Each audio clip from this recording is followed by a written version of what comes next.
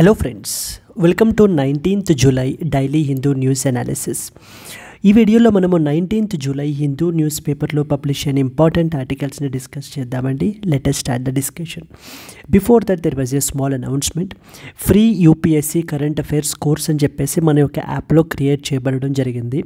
ఆ కోర్స్ ఏంటంటే కనుక దాని ద్వారా మీరు everyday Hindu news analysis watch చేస్తున్నారు కదా, దానికి సంబంధించినటువంటి క్విజ్ని మీ నాలెడ్జ్ టెస్ట్ చేసుకోవడం గురించి మీరు అటెండ్ చేయొచ్చు.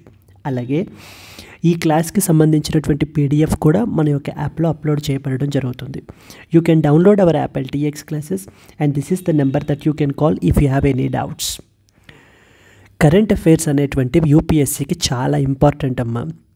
With respect to that, keeping that in mind, so we have continued our successful initiative, the ultimate current affairs course for UPSC. ఇక్కడ మీకు daily live class plus PDF అనేటువంటిది ప్రొవైడ్ చేయబడడం జరుగుతుంది. Weekly PDF plus test అనేది conduct చేస్తాము. So monthly PDF plus test అనేది కూడా ఉంటుంది. Revision series before the prelims కూడా కండక్ట్ చేయబడడం జరుగుతుంది. దీనికి మనం ఛార్జ్ చేసే ఫీ వచ్చేసి 10,000 రూపీస్. ఇక్కడ మనము press information bureau, down to earth, Indian express లాంటి వెబ్సైట్స్ నుంచి ఆర్టికల్స్ని పిక్ చేసుకుని ఇక్కడ మనం డిస్కస్ చేస్తాం. లైఫ్ టైం వ్యాలిడిటీ తోటి వస్తుంది. This is the number that you can call if you want to enrol into this particular course. Yes అండి. అలాగే ఈ క్లాస్కి సంబంధించిన పీడిఎఫ్ కూడా మీకు @LTX IAS మన టెలిగ్రామ్ ఛానల్లో కూడా మీకు అవైలబుల్ ఉంటుంది. అక్కడి నుంచి కూడా మీరు డౌన్లోడ్ చేసుకోవచ్చు. These are the courses for the senior aspirants. You can pause the video and just look into them. దీనికి మనం ఛార్జ్ చేసే fee 60,000 rupees, EMI 5,000 rupees per మంత్గా కూడా మీరు పే చేయొచ్చు. UPSC infinity is for absolute beginners. So these are the features of this particular course. దీనికి మనం charge చేసే fee 65,000 rupees, EMI 5,000 rupees per మంత్గా కూడా పే చేయొచ్చు. Lifetime validity and this is the number that you can call if you have any doubts అండి. Under optional infinity, so these are the optionals that we are providing: PSIR, PABAD, Socio, Anthro, Telugu Literature. Fee వచ్చేసి 30,000, EMI 5,000 rupees per మంత్గా కూడా pay చేయొచ్చు. Yes, let's start the discussion. మనకి చాలా editions ఉంటాయండి. వాటిల్లో మనము Delhi edition of the Hindu newspaper నుంచి ఆర్టికల్స్ని మనం పిక్ చేసి డిస్కస్ చేస్తున్నాం ఇక్కడ. First and foremost article 9 get the life imprisonment for the digital arrest fraud అనేది first important article we will see. Second one, USA added TRF, that means the resistance front to terror list for the Pahalgam strike గురించి మాట్లాడుకుంటాము. Judge challenges the Supreme Court probe ex-CJI's actions in the cash case. అంటూ మనకి we will discuss about it. Government demonstrates the fake verified Twitter account in the High Court is the next important article. 3 elephants including the calf run over by the train in the Bengal and the probe ordered గురించి మనం చూస్తాము. Nistar, the first indigenous diving support vessel commissioned into that of the Navy recently. These are the articles which we will cover in the Hindu news analysis today. Apart from that, we will have the other articles like Bolivia recently news lo undandi, because endukante around 3 lakh doses manam Bolivia ki pampistunnamo, vaccine diplomacy.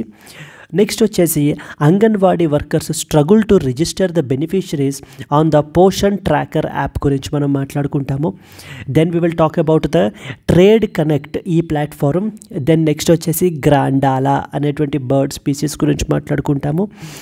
Mount Kilimanjaro flagged off by the defence secretary at the South Block event. ఇవి మనకేంటి అని అంటే కనుక daily live క్లాస్లో మనం discuss చేస్తాం. Yes, let us start the discussion. First and foremost article. 9 people get the life imprisonment for that of the digital arrest fraud. Couple of months నుంచి మీరు న్యూస్లో చూసుంటుంటారు కదా, ఈ యొక్క డిజిటల్ అరెస్ట్ అని చెప్పేసి వినుంటుంటారు. డిజిటల్ అరెస్ట్లో ఏమవుతుంది, ఒక అనానిమస్ కాల్ మనకు వస్తుంది, బీట్ ఫ్రమ్ ద వాట్సాప్ నుంచి వీటి నుంచి కాల్ చేసి మేము సో అండ్ సో CBI నుంచి మాట్లాడుతున్నాము, లేకపోతే సో అండ్ సో మేము ఎన్ఫోర్స్మెంట్ డైరెక్టరేట్ నుంచి మాట్లాడుతున్నాము అని చెప్పేసి మాట్లాడి మీ మీదన so and so case register అయ్యింది అని చెప్పేసి, లేకపోతే డ్రగ్స్ రీసెంట్గా మనకి ఏంటి అని అంటే కనుక ఇంపోర్ట్ చేసుకునే దగ్గర మీ అడ్రస్ మీ నేమ్ ఇదే ఉంది అని చెప్పేసి మనల్ని భయపెడతారనమాట. భయపెట్టి కోర్టు ప్రొసీడింగ్స్ అవి జరుగుతున్నట్టుగా మనకి ఆ సీన్ అది క్రియేట్ చేస్తారు, మనల్ని డిజిటల్గా అరెస్ట్ చేస్తారు. That is complete completely fraud అండి. ఎప్పుడూ కూడా ఎవరైనా కూడా లాని వైలేట్ చేసినప్పుడు ఈవెన్ బీట్ ఎన్ఫోర్స్మెంట్ డైరెక్టరేట్ కానీ సిబిఐ కానీ వీళ్ళెవ్వరూ కూడా ఎటువంటి డిజిటల్ అరెస్ట్లు చెయ్యరు. సో ఫిజికల్గా మనకైతే కనుక వచ్చి మాత్రమే ఇది చేయబడడం జరుగుతుంది. Now as part of that, so రీసెంట్గా మనకి ఏంటంటే ఒక 70-year-old విక్టిమ్, మెయిన్లీ వీళ్ళ టార్గెటే సీనియర్ సిటిజన్స్ అనమాట. బికాజ్ సీనియర్ సిటిజన్స్ అంత టెక్ సేవీ కాదు, వాళ్ళకి ఏంటి అని అంటే కనుక ఇవన్నీ కూడా తెలియదు, ఇంటర్నెట్ బ్యాంకింగ్ల గురించి లేకపోతే మనకి వీటన్నిటి గురించి కూడా మనకి. సో కాబట్టి వాళ్ళనే టార్గెట్గా పెట్టుకుని 70-year-old విక్టిమ్ నుంచి 1 crore rupees మనకి ఫ్రాడ్ అయితే చేశారండి. ఈ యొక్క 9 పీపుల్కి కూడా మనకి ఏంటంటే లైఫ్ ఇంప్రిసాన్మెంట్ వెస్ట్ బెంగాల్ కోర్ట్ అయితే కనుక ఇవ్వడం జరిగింది. This is the first such in west Bengal and earliest in India అంటూ మనకైతే కనుక ఈ కన్విక్షన్ గురించి అయితే కనుక ఆర్టికల్ పబ్లిష్ అయింది. కన్విక్షన్ అంటే అర్థం ఏంటి? ఎవరైనా సరే గిల్ట్ ప్రూవ్ అయిన తరువాతన వాళ్ళకి వేసేటువంటి punishment is basically conviction. Opposite ఏంటి? ఎక్విటల్ అంటారు. ఎక్విటల్ అంటే రిలీజ్ అని అర్థం. అంటే వాళ్ళు ఎటువంటి తప్పు చేయలేదు, లేకపోతే బెనిఫిట్ ఆఫ్ డౌట్ ఉండి వాళ్ళని మనకి ఏంటంటే కనుక ఎక్విటల్ చేసేస్తారు, రిలీజ్ చేసేస్తారు. ఆపోజిట్ పనిష్మెంట్ వేయడాన్ని మనకి ఏమంటారంటే కన్విక్షన్ అని చెప్పేసి అంటారు మనకి. ఎస్ అండి, దీనికి సంబంధించి ఇంపార్టెంట్ పాయింట్స్ డిస్కస్ చేద్దాం. 9 people get life imprisonment for the digital arrest fraud. GS paper 3 internal security, cyber security అనేటువంటి టాపిక్ అండర్లోకి మనకి ఈ ఆర్టికల్ అయితే కనుక వస్తుంది. A West Bengal court recently sentenced 9 individuals to life imprisonment వేస్తారండి in a landmark conviction for a digital arrest cyber fraud case, the first such conviction in the West Bengal and among the earliest in that of the India. So this is what is a representational image manaki. So let us see what is digital arrest and some important points associated with that. Digital arrest refers to a cyber crime where fraudsters impersonate law enforcement agencies like for example CBI, police or ED and claim the victim is under arrest or that of investigation. అంటే ఏంటంటే ఇక్కడ ఈ fraudsters లేకపోతే cyber criminals ఎవరైతే ఉన్నారో వీళ్ళు law enforcement ఆఫీసర్స్గా తమను తాము ఇంట్రడ్యూస్ చేసుకుంటారు. సో లైక్ మేము సిబిఐ నుంచి అని, లేకపోతే మేము పోలీస్ లేకపోతే ఎన్ఫోర్స్మెంట్ డైరెక్టరేట్ నుంచి అని చెప్పి ఏం చెప్తారు, ఆ విక్టిమ్ మనకి ఎవరైతే ఉన్నారో he is under arrest or basically investigation in a particular case అని చెప్పేసి వాళ్ళని ముందు ఇది చేస్తారు. They will intimidate the victims via video or phone calls, keep them isolated under threat and extract the money, often claiming to freeze accounts or issue the warrants. So మీరు ఏంటి అని అంటే కనుక ఈ అఫెన్స్కి సంబంధించి మీరు సో అండ్ సో మనీ అనేటువంటిది పే చేయకపోతే కనుక మీ అకౌంట్స్ అన్నీ ఫ్రీజ్ చేయబడతాయి, మీ మీద వారెంట్ ఇష్యూ అవుతుంది, అప్పుడు మీకు ఇయర్స్ టుగెదర్ పనిష్మెంట్ అనేటువంటిది పడుతుంది. ఇప్పుడు అలా కాకుండా కాంప్రమైజ్ అయిపోయి లేకపోతే మీరు ఈ మనీ అనేటువంటిది పే చేసేయటం వల్ల మీ మీదని కేసు అనేటువంటిది స్ట్రైక్ ఆఫ్ చేయబడడం జరుగుతుంది.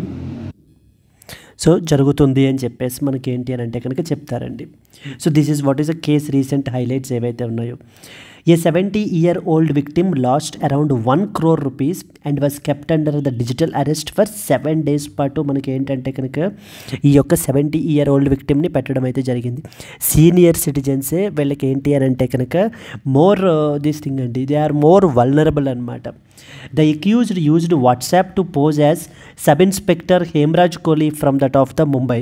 సో సబ్ ఇన్స్పెక్టర్గా మనకి ఏంటి అని అంటే కనుక తనని తను ఇంట్రడ్యూస్ చేసుకున్నాడు. Calls originated in India, rerouted through that of Cambodia and money was siphoned off via multiple accounts across the India. దీనికి సంబంధించి అరౌండ్ 13 పీపుల్ని మనకైతే కనుక అరెస్ట్ చేశారట.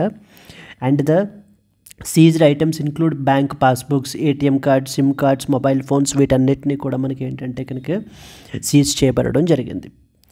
అసలు మన కంట్రీలో ఈ యొక్క డిజిటల్ అరెస్ట్ ఫ్రాడ్స్ కానీ లేదా ఈ సైబర్ ఫ్రాడ్స్ కానీ పెరిగిపోతూ ఉండడానికి గల రీజన్స్ ఏంటి అనేటువంటిది మనం అయితే చూద్దామండి.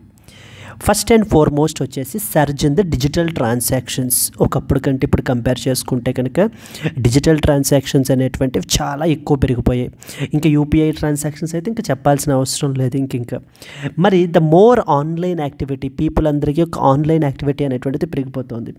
It has led to more vulnerability కూడా పెరుగుతుంది అనమాట యాజ్ ఏ రిజల్ట్. ఇందాక నేను చెప్పినట్టుగా డిజిటల్లీ ఇల్లిటరేట్ పీపుల్ కానివ్వండి, సీనియర్ సిటిజన్స్, వీళ్ళకి టార్గెట్ అనమాట. Next, lack of cyber security awareness. Many citizens are unaware of the fraud prevention ప్రాక్టీసెస్కి సంబంధించి మనకి ఏంటంటే చాలామందికి తెలియదు. ఇప్పుడు ఈ డిజిటల్ అరెస్ట్ గురించి ఇంతలా మనకి మీడియాలోనూ వీటిల్లోనూ మనకి ఏంటంటే కనుక చెప్తున్నా కూడా బట్ స్టిల్ చాలామందికి మనకి ఏంటంటే they are not aware of this particular thing.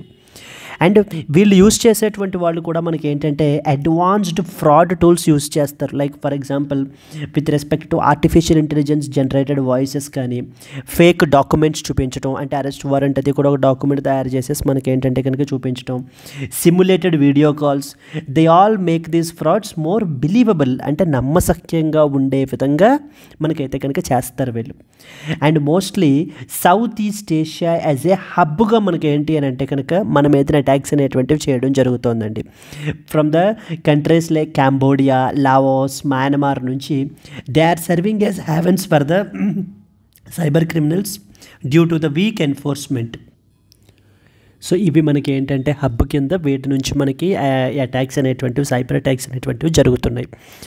ఇప్పుడు ఈ యొక్క డిజిటల్ అరెస్ట్ని లేదా సైబర్ ఫ్రాడ్స్ని మనకి ఏంటంటే కనుక కంట్రోల్ చేయడం గురించి గవర్నమెంట్ ఏమేమి ఇనిషియేటివ్స్ తీసుకుంది.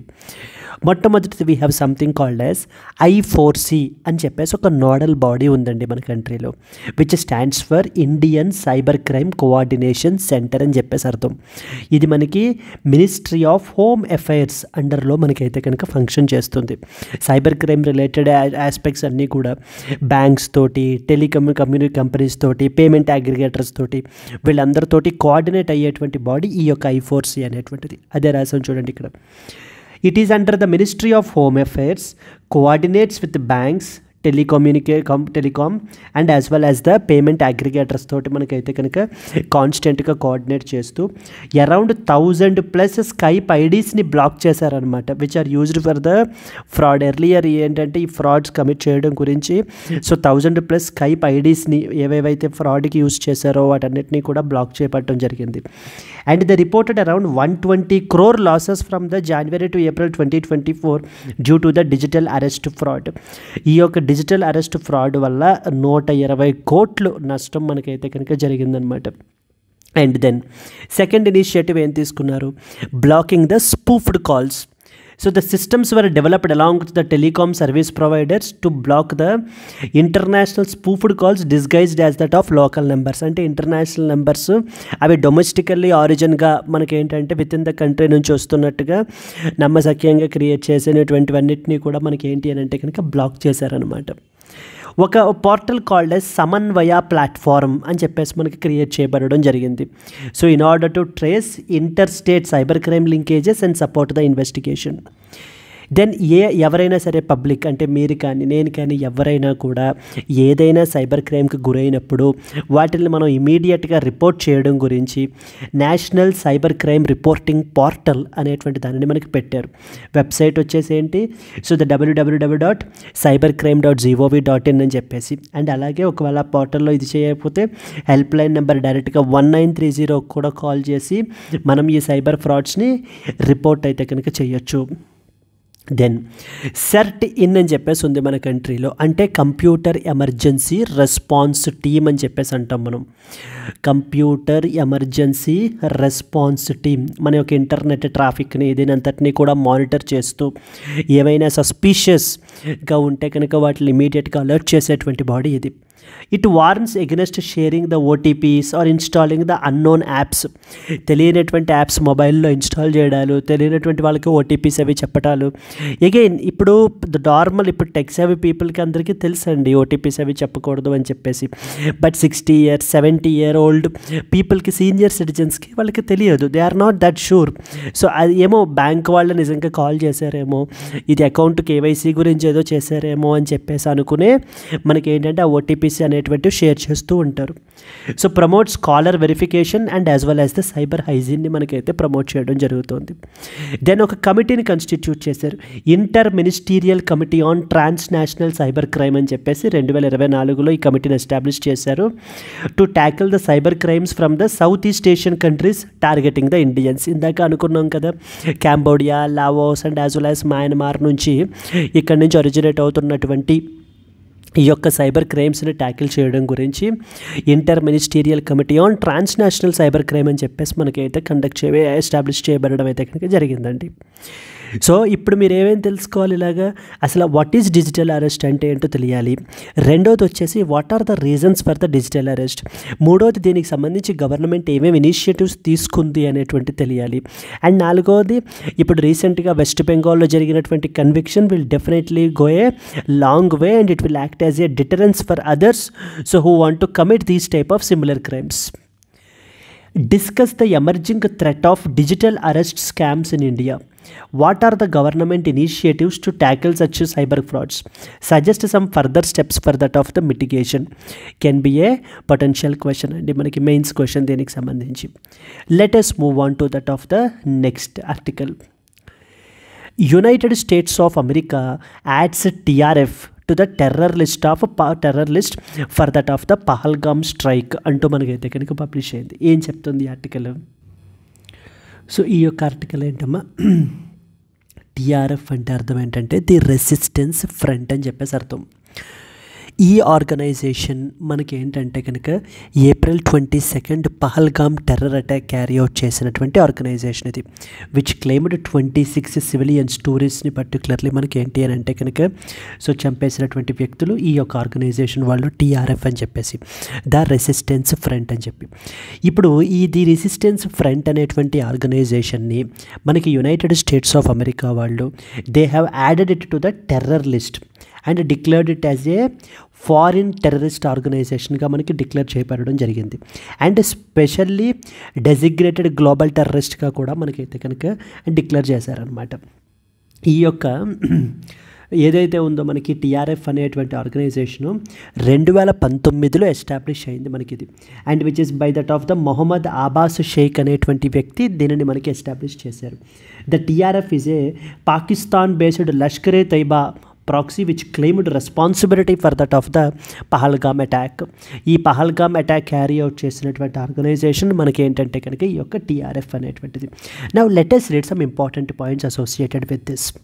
So terrorism in all its forms so need to be strictly condemned అండి, క్రిటిసైజ్డ్. ఎట్టి పరిస్థితుల్లో కూడా మనకి ఏంటంటే కనుక దీనిని ఎలా చేయకూడదు అనేది ఇండియా యొక్క స్టాండ్. అందుకనే మనం ఏంటంటే కనుక ఇతర దేశాలది కూడా వెళ్ళాము, న్యూయార్క్ అది వెళ్ళాము, ఈ యొక్క టీఆర్ఎఫ్కి సంబంధించినటువంటి ప్రజెంటేషన్ అది కూడా మనం అయితే కనుక ఇచ్చాము with evidence that this organisation has done this అని చెప్పేసి మనం. So United States of America added TRF to terror list for the Pahalgam attack. So GS paper 3 internal security role of external state and non-state actors in creating challenges India and its bilateral relations అనేటువంటి topic అండర్లో మనం దీన్ని discuss చేయొచ్చు. The United States has designated the resistance front TRF as a foreign terrorist ఆర్గనైజేషన్గా మనకైతే declare చేశారు and specially designated global terrorist in response to the April 22 Pahalgam terrorist attack aligning with the India's counter terrorism efforts మనకి.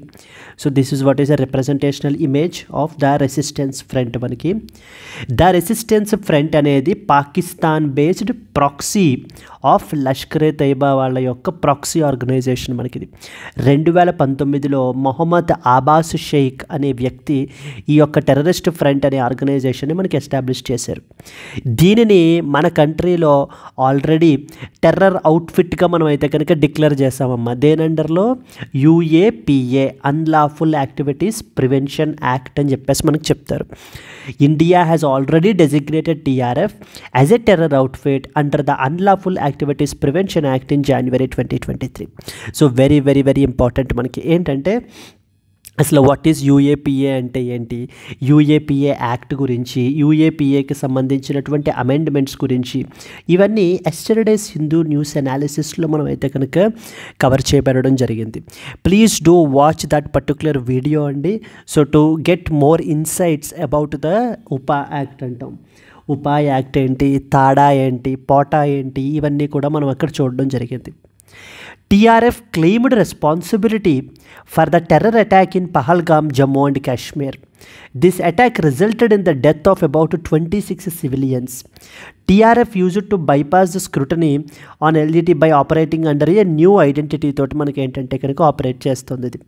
దీనిని foreign terrorist organisation, specially designated global టెర్రరిస్ట్గా మనకైతే కనుక declare చేశారు. Now it will allow the United States to block the assets, అంటే వీటికి సంబంధించినటువంటి అసెట్స్ని, prosecute the supporters and will criminalise the financial or material support to that of the TRF. Then after operation Sindoor, అంటే ఈ Pahalgam terror attack జరిగిన తరువాతన మనము కౌంటర్గా launch చేసినటువంటి operation ఏంటంటే కనుక ఆపరేషన్ సింధూర్. ఆపరేషన్ సింధూర్ మనం క్యారీ అవుట్ చేసిన తర్వాత, so India has submitted a technical team and dossier to the United Nations and అలాగే US agencies detailing the TRF's terror activities. అంటే విత్ ఎవిడెన్స్ మనం ఏంటంటే కనుక TRF యొక్క ఇన్వాల్వ్మెంట్ ఏమేంటి, సో అనేటువంటి రిలేటెడ్ థింగ్స్ అన్నీ కూడా మనం ఏంటంటే కనుక ప్రజెంటేషన్ అనేది వాళ్ళకి ఇవ్వబడడం జరిగింది. This reflects the India's proactive global campaign against cross-border terrorism. Welcomed the designation, calling it a very strong affirmation of the India-US counter-terror cooperation గురించి అయితే మాట్లాడడం జరుగుతుందండి. సో ఏంటి possible mains question? Discuss the significance of global collaboration on in designating terrorist organizations. How does the inclusion of TRF in United States of America terror list will enhance the India's counter-terrorism efforts can be a possible mains question. Moving to the next important article.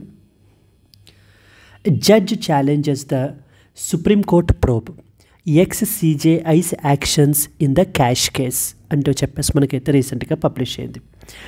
ఏం చెప్తుంది article అంటే కనుక, so మీరు చూసే ఉంటారు, justice Yashwant Varma, Allahabad high court judge.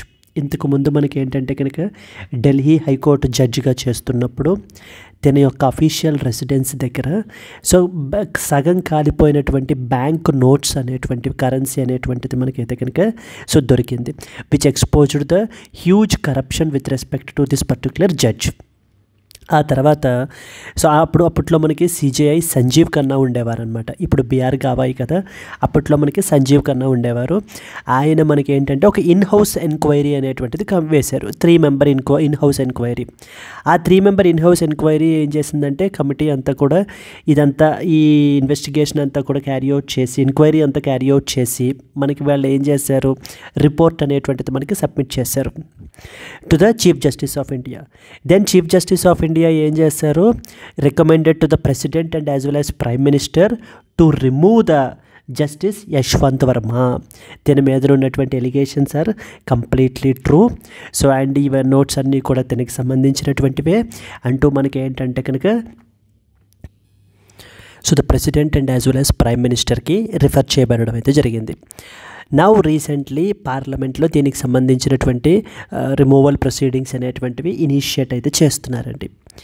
ఇప్పుడు మన justice Yashwant Varma ఏమంటున్నారంటే కనుక, ఈ విధంగా సుప్రీంకోర్టు ఒక ఇన్హౌస్ ఎంక్వైరీ కమిటీ అనేటువంటిది కన్స్టిట్యూట్ చేయడం అనేటువంటిది కంప్లీట్లీ అన్కాన్స్టిట్యూషనల్.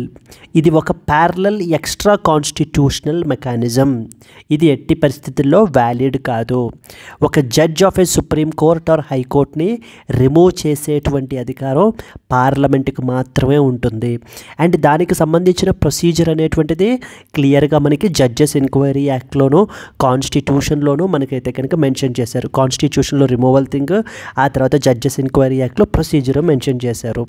ఈ విధంగా చీఫ్ జస్టిస్ ఆఫ్ ఇండియా ఈ 3 హౌస్ ఎంక్వైరీ కమిటీ అనేటువంటిది కన్స్టిట్యూట్ చేయడం అనేటువంటిది completely it is extra constitutional అనమాట. మనకి ఇది సెపరేషన్ ఆఫ్ పవర్స్ని మనకైతే కనుక దెబ్బతీస్తోంది అంటూ ఇప్పుడు మనకి ఛాలెంజ్ చేస్తున్నారండి.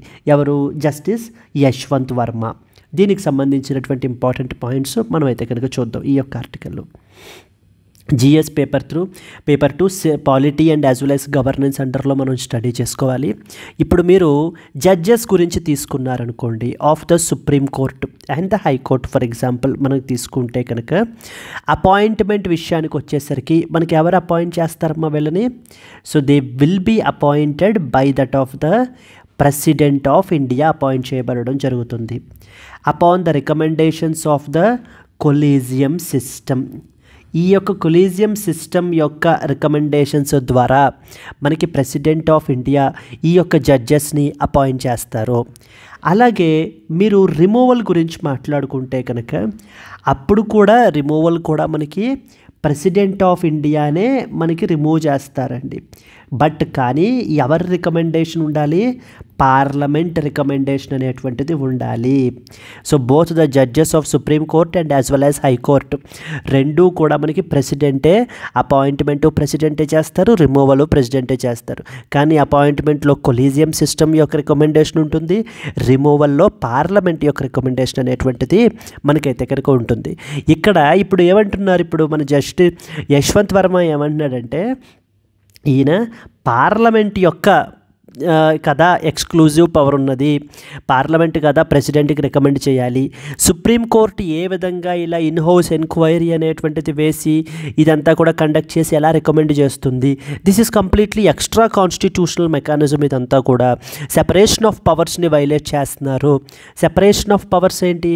We have 3 organs right, executive, legislature and as well as judiciary అని చెప్పేసి ఈ యొక్క 3 ఆర్గాన్స్ కూడా ఎవరికి వాళ్ళకి మనం పవర్స్ అనేటువంటిది సెపరేట్ చేయబడడం జరిగింది.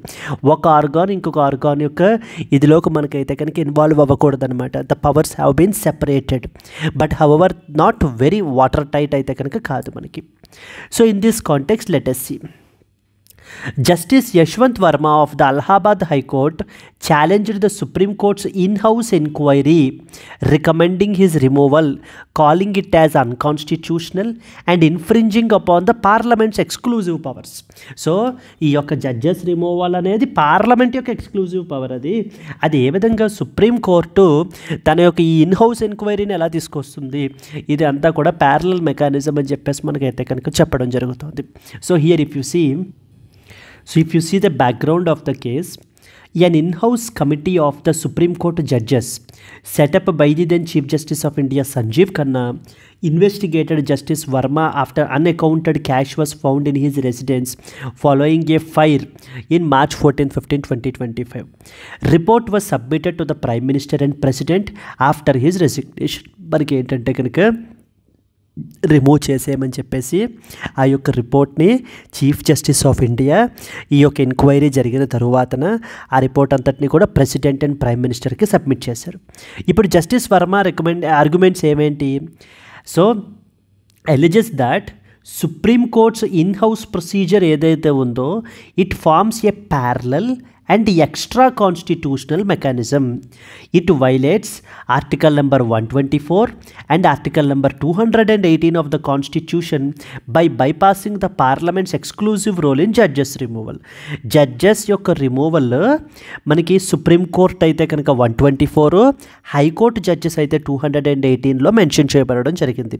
ఇప్పుడు ఈ విధంగా ఇన్హౌస్ ప్రొసీజర్ ఏదైతే ఉందో ఇది మనకి it violates the constitution it self అంటూ మనకి చెప్తున్నారు. The Judges Inquiry Act 1968 is the only constitutionally sanctioned process for such removal. అంటే దీంట్లో మనకి ప్రొసీజర్ అనేటువంటిది మెన్షన్ చేశారనమాట జడ్జెస్ ఎంక్వైరీ యాక్ట్ 1968లో.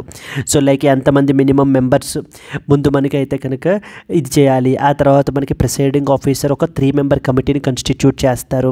ఆ తర్వాత 3 మెంబర్ కమిటీ కన్స్టిట్యూట్ చేసిన తర్వాత ఫర్దర్గా మనకి ఏంటంటే కనుక నెక్స్ట్ ప్రాసెస్ ఆఫ్ రిమూవల్ అనేటువంటిది ముందుకు వెళ్తుంది. So it states that this procedure ఎవరిదైతే మనకి in-house mechanism ఏదైతే ఉందో it has no legal sanction and it threatens the separation of the powers. So through the petition was filed in the Supreme Court, though anonymously reveals the Verma as that of the petitioner. So the government ఏమంటుంది? So the government clarified that the removal motion was not initiated by the government but it is a parliamentary process. Relevant constitutional provisions మీకు ఏమేం తెలియాలి? Article number 124 and article number 218. So Lay's down the procedure for removal of supreme Court and as well as the high court judges గురించి మనకైతే mention చేశారు. And actual procedure అంతా కూడా మనకి judges enquiry act 1968లో మనకి ప్రొవైడ్ చేయబడడం జరిగింది. It provides for an enquiry by a committee and a parliamentary process through that of special majority.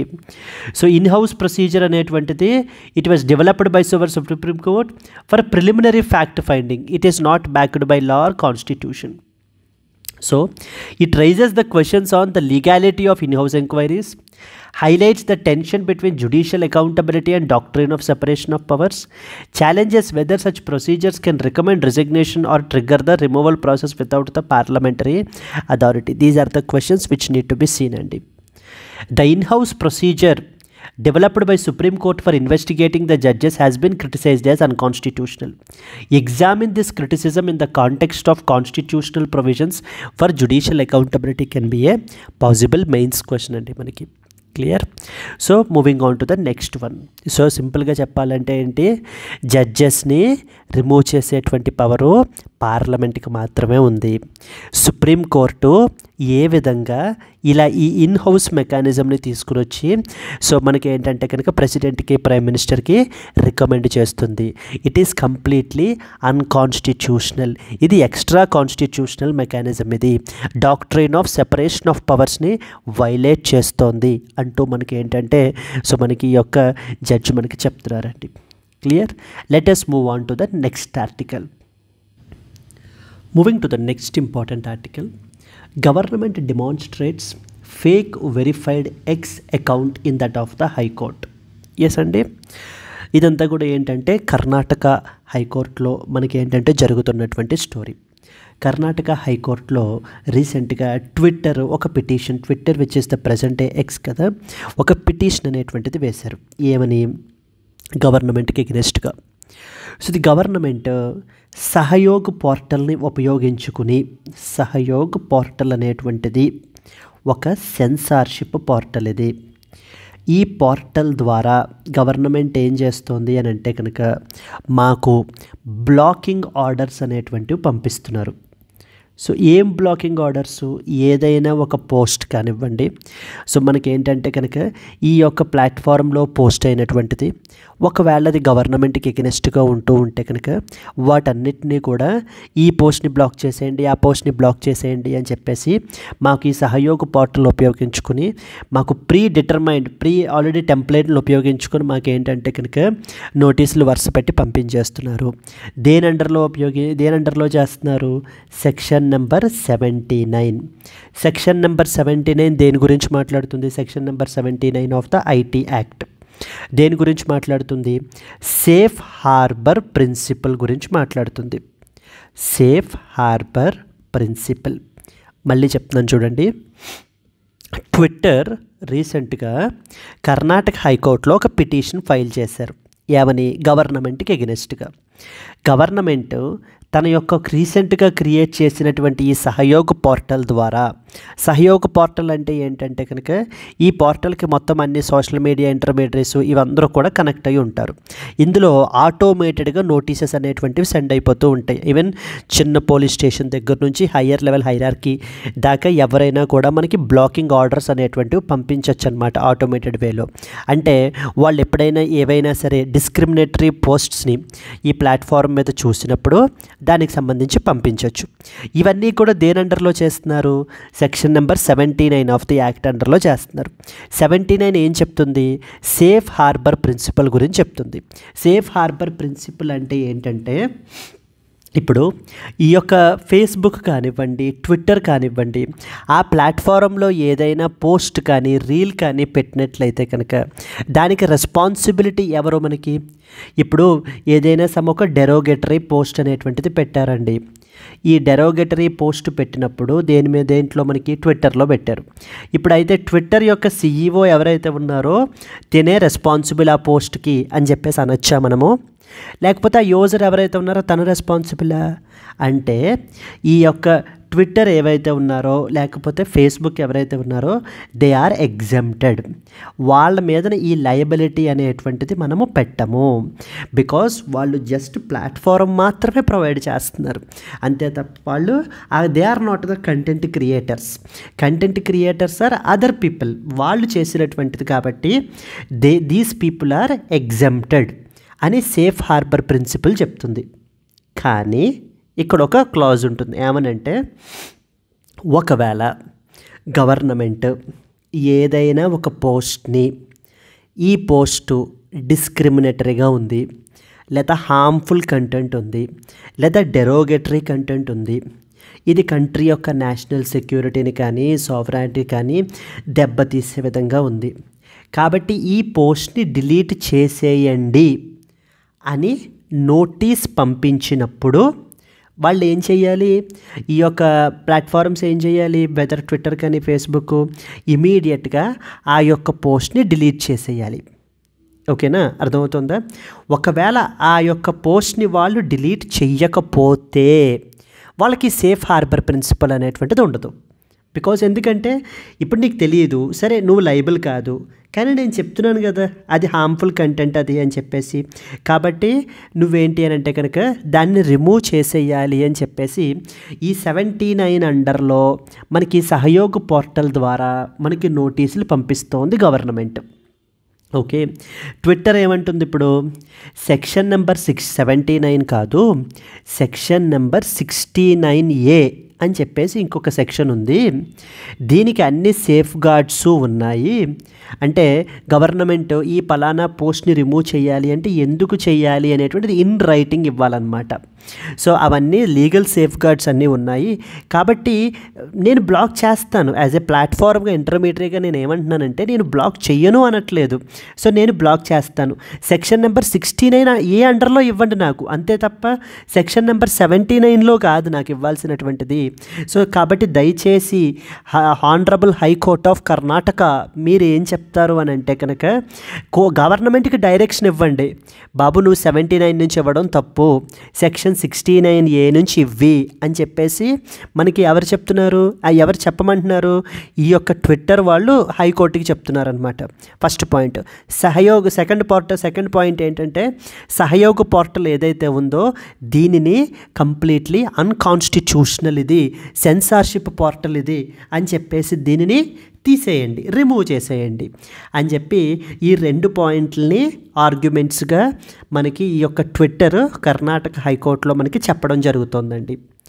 దీనికి గవర్నమెంట్ రెస్పాండ్ అయ్యి ఏం చెప్తోంది అంటే, నేను కూడా సెక్షన్ 69A అండర్లోనే నేను రిమూవ్ చేయమంటాను కంటెంట్, సెక్షన్ నెంబర్ 79 అండర్లో నేనేం చెప్తున్నాను, ఇది కంటెంట్ హార్మ్ఫుల్, కొంచెం నువ్వు చూసుకో దీనిని అని చెప్పేసి చెప్తున్నాను, అంతే తప్ప నేను రిమూవ్ చేసేయమని ఏం చెప్పట్లేదు కదా. సో 79 అండర్లో జస్ట్ నేను నిన్ను నోటిఫై చేస్తున్నాను అంతే, నీకు నోటీస్ పంపిస్తున్నాను అంతే, ఇది హార్మ్ఫుల్ కంటెంట్, దీని సంగతి ఏంటో కొంచెం చూడు అని మాత్రమే నేను చెప్తున్నాను. సో అని చెప్పేసి గవర్నమెంట్ తన యొక్క ఆర్గ్యుమెంట్స్ని మనకి ఏంటంటే కనుక చెప్పడం జరుగుతుందండి. ఇక్కడ దీనికి సంబంధించి ఏంటంటే ఒక ఫేక్ అకౌంట్ని క్రియేట్ చేసింది గవర్నమెంట్, అంటే అఫీషియల్స్ ఆఫ్ ది గవర్నమెంట్ ఒక ఫేక్ అకౌంట్ని క్రియేట్ చేశారు. ఏమని, సుప్రీం కోర్ట్ ఆఫ్ కర్ణాటక అని చెప్పేసి ఒక అకౌంట్ని క్రియేట్ చేసి ఈ యొక్క హైకోర్టుకి చూపించడం జరిగింది, డెమాన్స్ట్రేట్ చేశారనమాట. దానిని ఈ ప్లాట్ఫామ్ వాళ్ళు వ్యాలిడేట్ చేశారు, అంటే వెరిఫై చేసేసారు, ఎస్ ఇట్ ఈస్ వెరిఫైడ్ అని చెప్పేసి.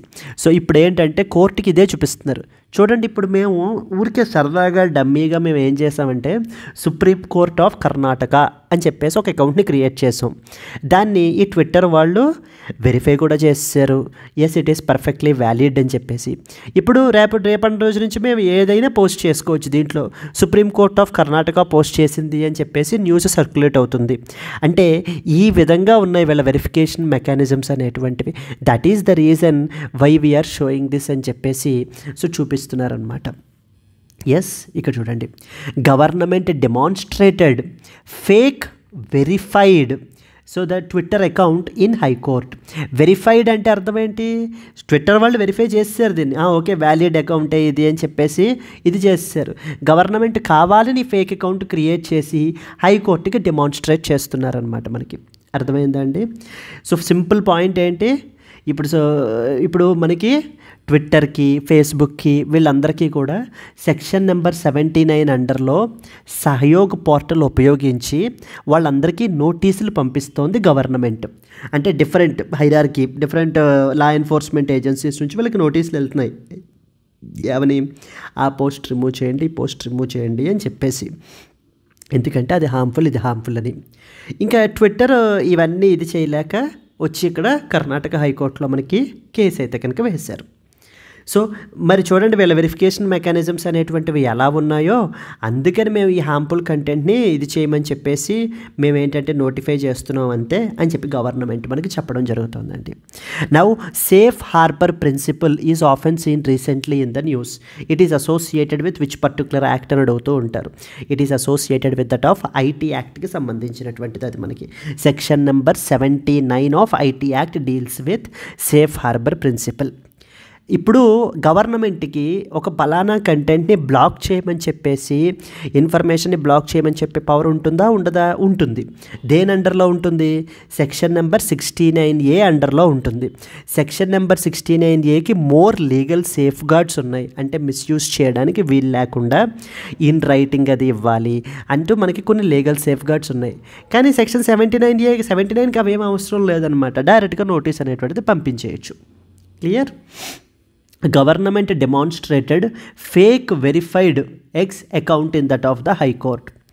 The Union government demonstrated in the Karnataka High Court how easily a fake but a verified account could be created on platform X using the fictitious name known as Supreme Court of Karnataka to highlight the misuse potential of the social media platforms.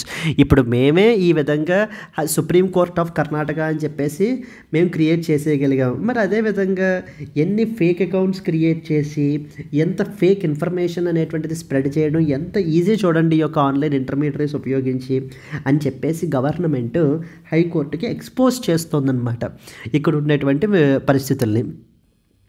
A fake verified account was created using the name Supreme Court of Karnataka, an institution that doesn't exist at all. It was just created by the government officials solely to demonstrate how easily fake accounts can be created and as well as misused. The account was shown live in the court by the Solicitor General Tushar Mehta మనకైతే కనుక చూపించడం జరిగిందమ్మా. మనకి purpose ఏంటి? To support the centre's stands in an ongoing legal challenge against blocking orders which are issued under section number 79 of the IT act. ఇందాక చెప్పాను కదా, blocking orders which are issued under the section number 79 of the IT act అండర్లో issue చేసినటువంటి orders గురించి మనకి మాట్లాడుతుంది. The centre claimed that it was only to just show the risk of anonymous and misleading accounts on the intermediary platforms గురించి మాట్లాడుతున్నాం అని చెప్పేసి మనకి చెప్తున్నారండి. Clear? Is challenging the government orders blocking the content based on section 79. It argues that these actions bypass the Supreme Court safeguards and raise concerns about the arbitrary censorship. అంటే 69A ఉపయోగించి మాకు ఇవ్వమని చెప్పండి అని చెప్పేసి వీళ్ళు మనకి హైకోర్టును అడుగుతున్నారు.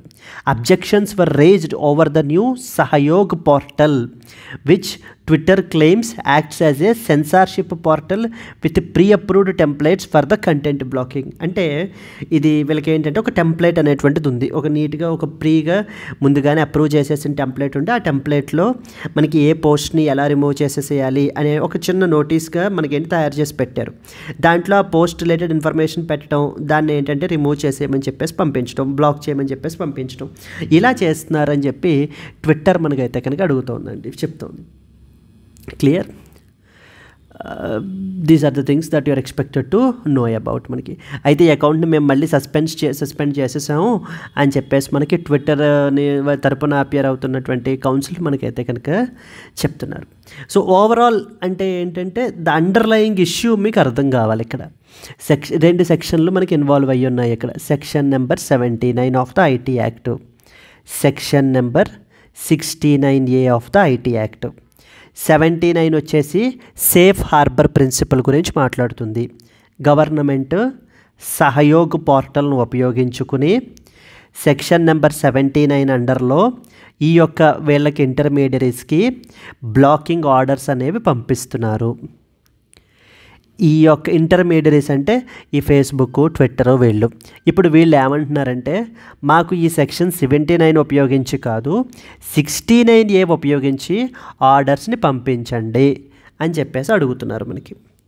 Examine the concerns which are raised by the social media companies regarding the content regulation under section 79 of the IT Act.